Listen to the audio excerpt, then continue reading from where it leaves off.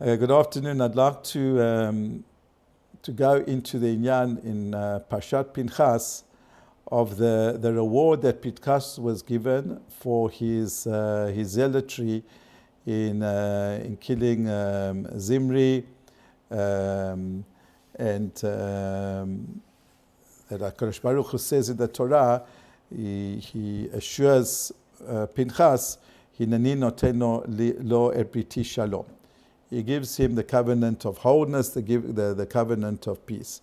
There's some people who want to say that it was the reward was sort of to bring about an equilibrium, since that he did something which was of violence. So therefore, he's giving him now something which is giving a reward of shalom, that he should blessed with peace. I'd like to go in another direction completely, and I'd like to suggest that maybe when it says that Pinchas got the reward of peace, it's written the word shalom, but shalom is peace. But if you look in the Torah, the vav of the word shalom is what is called a vav ktiyah. It's a chopped off vav, so that you could read it as shalem. I give him a complete reward. Not that I give him a partial reward. Why? What? According to this, why did Pinchas? Why did he have? Did he merit in order to get a complete and whole reward, as opposed to others who got maybe a partial reward? And I'd like to connect it to what I once saw in the Megillah of Ruth, that we have a similar concept, that when Ruth comes back from Moab and she comes to Eretz Yisrael, and she has to go through the humiliation of going to a field and picking up the leftovers of the harvest, and she goes into the field of Boaz. And Boaz looks after her. He gives her all the options to be at advantage over the other poor people. And she turns around and she says to him, "Why am I deserving of this?" So he says to her, "You know what? Vayam Boaz vayomer la huged hugadli kol asher asit et chamotach." You know what? You're famous. You're famous. Everybody knows about your great loving kindness, about how you've treated your mother-in-law. And then it says how you left your father and your mother in Moab and the place of your birth, and you joined the Jewish people.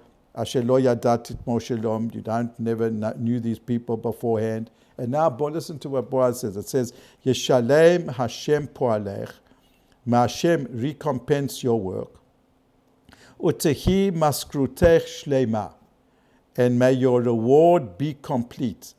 Me'im Hashem Elohei Yisrael, from the God of Israel, Asher bat lechasot tachat knafav, under whose wings you have come to take refuge.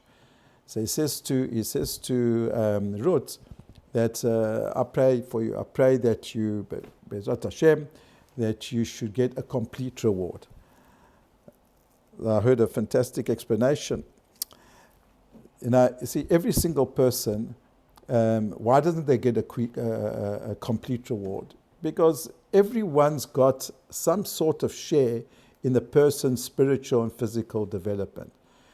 I do a mitzvah, or I say a dvar Torah, or I do an act of kindness. All these things, I'm not a self-made man. I learned it from my teachers, I learned it from my parents, I learned it from my siblings, I learned it over here from something that I saw in the street, I learned it from books, etc. None of what I do is like totally 100% mine. But Boaz is saying to Ruth, you're a convert. And as a convert, who did you learn from? Who were your teachers when you were a little girl, when you were a young woman? Who were your teachers? You're a self-made woman. And because you're a self-made woman, and you have left your father and your mother, and you've come now to Eretz Yisrael, therefore you're much more deserving that your sachar, that your reward should be whole. It's all yours. No one else can really claim that which you have done, right, created yourself. And the Lubavitcher Rebbe, I think he says that that's the greatness of what Pinchas did. Pinchas did something which until now, and nobody had done such a thing before. Right? He had no one to learn for. There was no role model. He had read something and learned something about if a person has the sexual relations the way that Zimri did it, in a way which desecrated the name of a god. It was a public Chilul Hashem, so that the Kanaim, the Zealots, are entitled to kill him. But who could he have learned it from? And he sees all, Moshe Rabbeinu is not getting involved, and this one's not getting involved. So he thinks to himself, so I'm more frum, as people want to say, you're more frum than the Moshe Rabbeinu. So because he didn't have a role model, there was no precedent before what Pinchas did. So everything that he did was all his own. He didn't learn or observe how other people did this mitzvah.